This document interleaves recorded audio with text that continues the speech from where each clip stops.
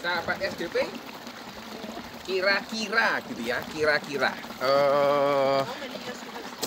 saya ada di mana gitu ya. Suasana seperti di desa gitu. Nanti saya akan sampaikan kayak di mana. Tetapi di dalam pembukaan ini Anda bisa melihat latar belakang saya gitu ya. Jalannya cukup bersih, kemudian suasananya seperti suasana di sebuah desa begitu. Dan Anda mendengar gemericik air gitu ya. Persis seperti di desa. Dan topik yang akan saya bawakan hari ini berhubungan dengan sugesti dalam belajar. Mungkin ada yang bertanya, memangnya proses belajar itu dipengaruhi oleh sugesti begitu? Saya bilang iya sih, bisa dipengaruhi oleh sugesti. Dan seperti apa gitu ya pengaruh sugesti ini di dalam proses belajar, dan itu yang akan saya bicarakan pada hari ini. Kalau dengan suasana yang cukup cerah gitu ya, langitnya biru begitu ya, rumputnya sih sudah mulai tumbuh, sudah mulai hijau, dan Anda mendengar ada gemericik air gitu ya yang bisa menyegarkan suasana, yaitu kira-kira suasana seperti ini. Nanti saya akan sampaikan di mana saya berada, dan sebelum saya lanjutkan kita lihat dulu yang satu ini ya.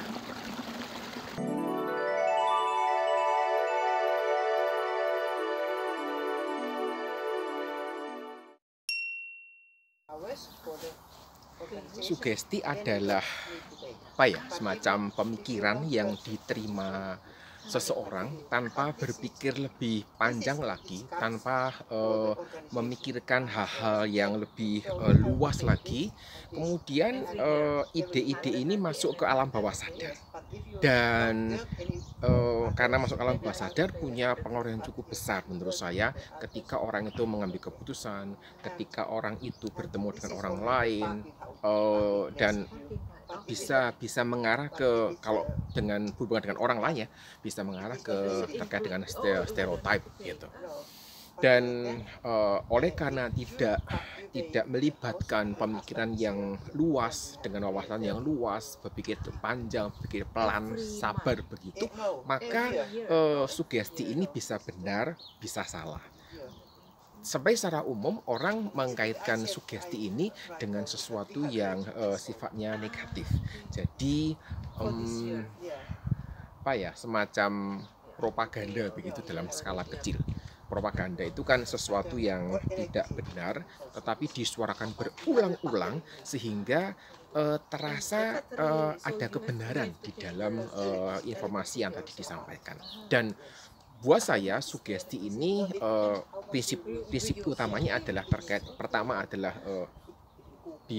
diterima idenya tanpa berpikir panjang, yang kedua masuk ke alam bawah sadar, sehingga sadar atau tidak pasti akan mempengaruhi seseorang di dalam bersikap, dalam berpikir, dalam mengambil keputusan dan sebagainya. Dan itu yang saya melihat ada pengaruhnya terkait dengan nanti ketika kita belajar.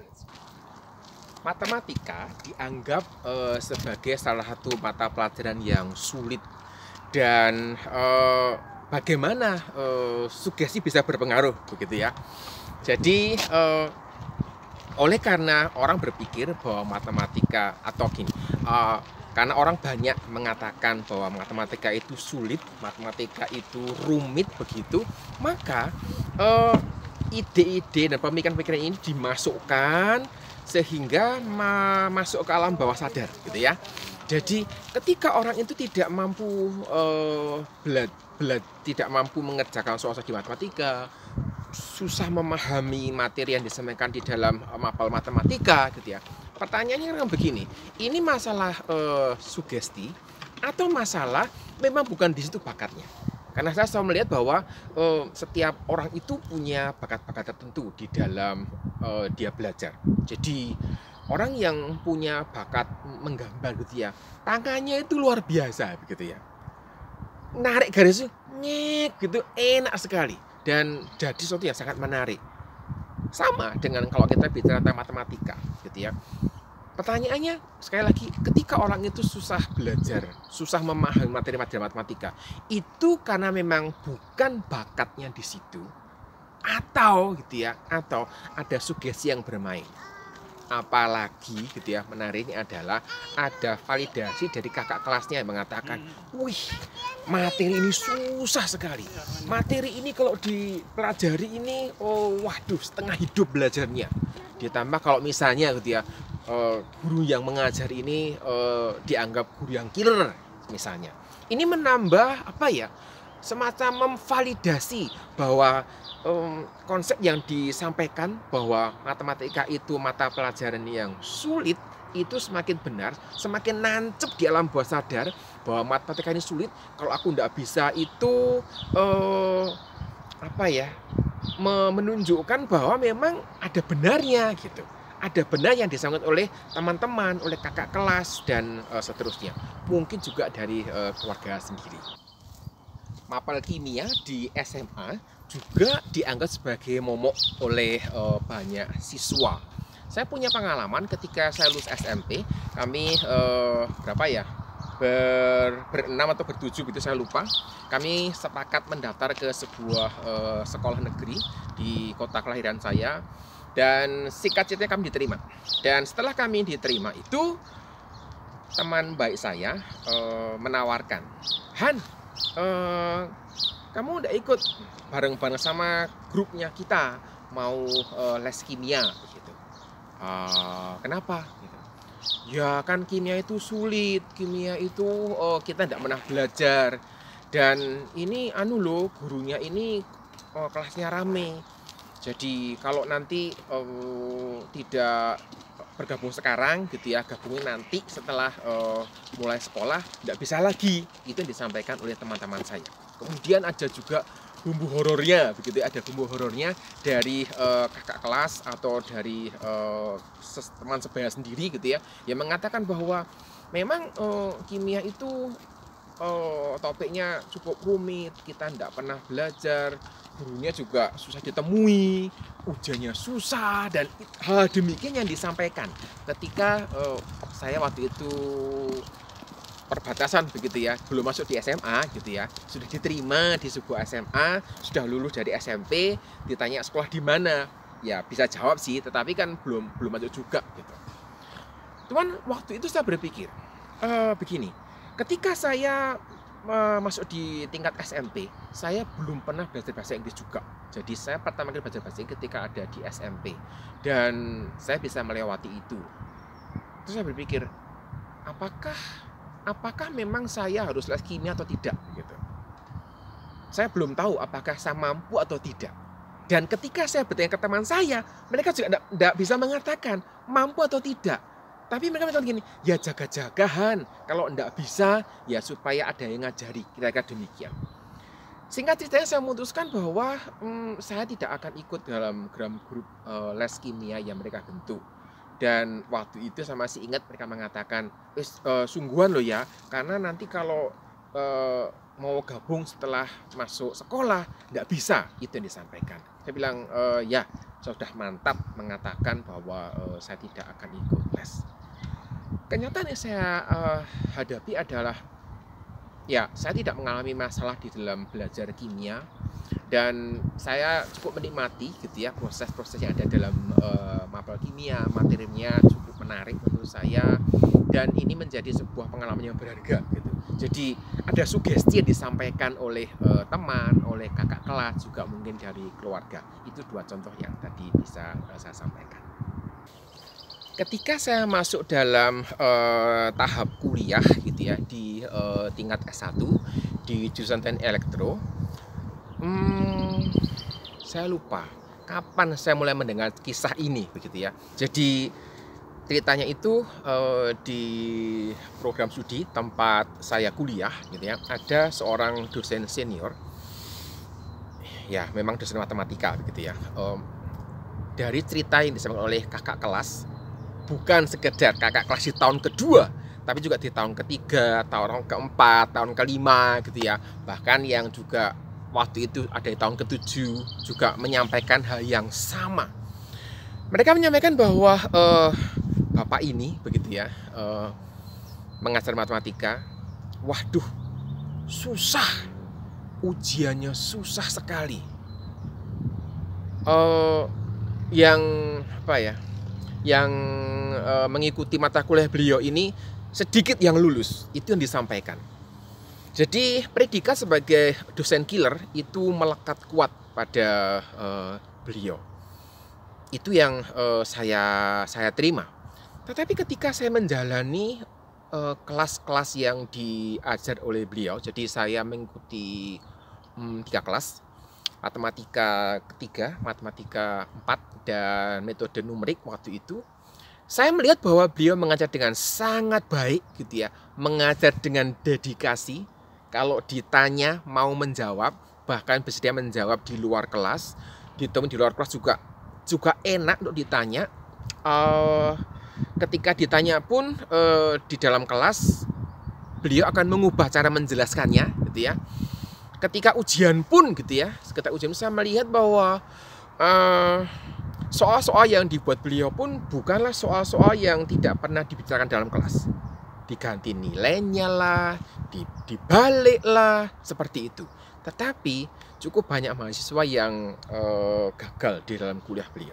Saya sudah menyampaikan kisah beliau secara lengkap di dalam sebuah video yang terkait dengan dosen killer. Jadi ini juga sebuah sugesti gitu ya, sebuah sugesti yang masuk ke alam bawah sadar, sehingga membuat banyak mahasiswa termakan sugesti ini dan tidak bisa menyelesaikan mata kuliah matematika atau metode numerik dengan baik. Nah, kisah-kisah yang beredar seputar mata kuliah tertentu atau mata pelajaran tertentu yang masuk ke ranah sugesti tadi biasanya beredar dengan versi yang tidak lengkap. Itu yang saya amati. Dan tidak fairnya adalah cerita yang tidak lengkap ini itu seringkali hanya memotret sisi negatif. Ya karena memang sisi negatif yang ada bumbu horornya ini itu menambah seru kisah yang disampaikan. Menambah dramanya itu makin seru, kira-kira begitu. Dan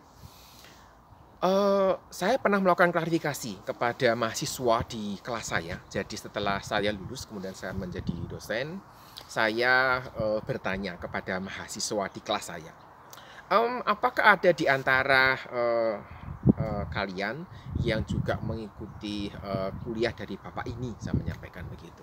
Dan mereka menyampaikan ya gitu. Bagaimana rasanya? Mereka mengatakan, oh, sama ceritanya seperti yang saya dengar waktu saya kuliah dulu gitu ya, yang ya, soalnya sulit, yang lulus sedikit dan sebagainya. Kemudian saya tanya balik satu hal gitu, ketika Anda di dalam kelas kuliah dengan bapak ini gitu ya, dengan dosen ini gitu ya, apakah Anda menyadari, Anda juga melihat bahwa dosen ini mengajar dengan sangat baik, mengajar dengan dedikasi, mengajar dengan semangat, dan mau ditanyai oleh mahasiswanya. Rata-rata menjawab, oh iya Pak, betul.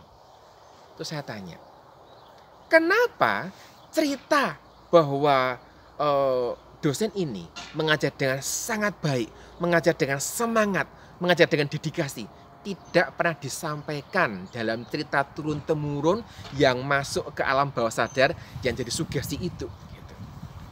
Hanya senyum saja mereka. Tapi saya melihat bahwa di sini ada masalah. Jadi ketika sugesti itu masuk sudah gitu ya, menguasai alam bawah sadar, maka semua hal positif yang ada di depan mata itu tidak lagi dianggap sebagai sesuatu yang bisa menghapus sugesti itu. Tidak bisa. Kenapa? Terlalu kuat masuk di alam bawah sadarnya. Dan ini yang kita mesti hati-hati. Supaya apa? Supaya setiap kita ketika kita belajar sesuatu tidak termakan oleh sugesti tadi. Ketika kita memperhatikan kisah-kisah yang masuk ke alam bawah sadar ini, sugesti ini, seringkali mahasiswa atau siswa juga tidak pernah tahu gitu ya, kapan cerita-cerita ini mulai beredar. Bahkan ada mengatakan, ya sudah sejak lama begitu. Ya sudah zaman dulu gitu ya. Sudah bertahun-tahun, gitu, sudah berpuluh-puluh tahun, demikian yang disampaikan. Tetapi saya mencoba melihat gitu ya, saya coba mengamati fenomena ini, dan dalam banyak hal, cerita yang seperti ini yang disampaikan dari angkatan ke angkatan, banyak negatifnya itu biasanya bermula dari siswa atau mahasiswa yang tidak bertanggung jawab dalam belajar. Jadi ide besarnya adalah begini. Ide besarnya adalah saya mendapatkan nilai jelek itu bukan karena saya tidak belajar. Saya dapat nilai jelek itu karena dosanya itu menyulitkan, karena materi belajarnya itu sulit, seperti itu. Jadi ide besarnya adalah menutupi kesalahannya, gitu ya, menutupi kesalahannya untuk melepaskan tanggung jawab belajarnya.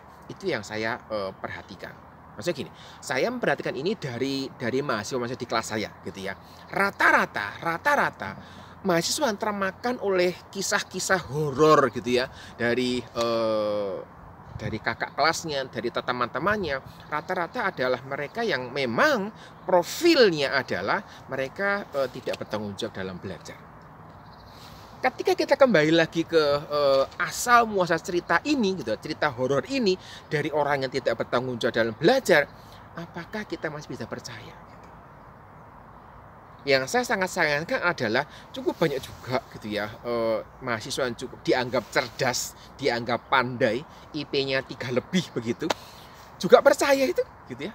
Percaya itu dengan kisah demikian.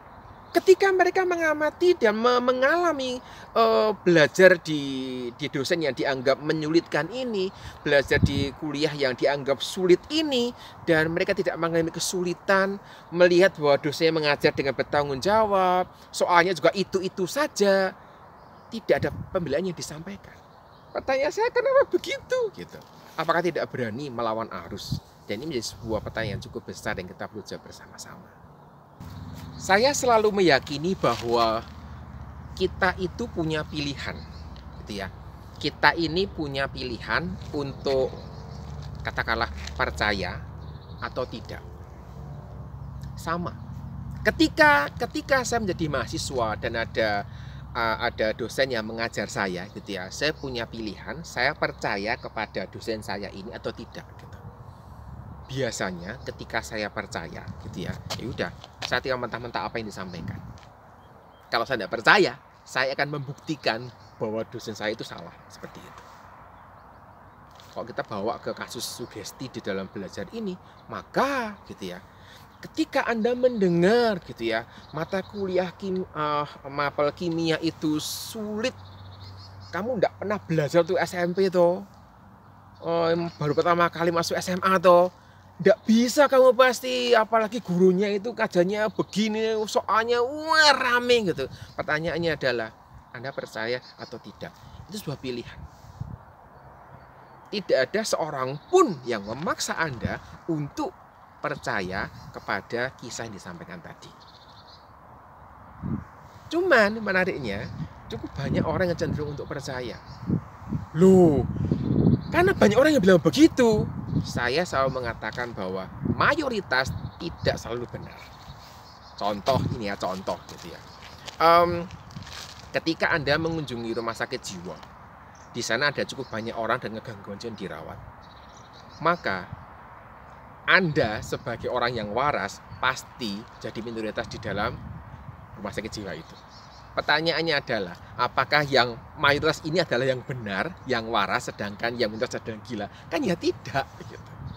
Saya melihat bahwa fenomena kisah horor yang dibagikan dan masuk ke alam bawah sadar jadi sugesti itu terkait dengan malas berpikir yang panjang, malas mengembangkan wawasannya, malas mengembangkan alternatifnya yang memang menurut saya tidak dibudidayakan di dalam pendidikan di Indonesia. Jadi kita perlu waspada untuk hal ini. Apakah ada hal yang masuk alam bawah sadar kita, gitu ya?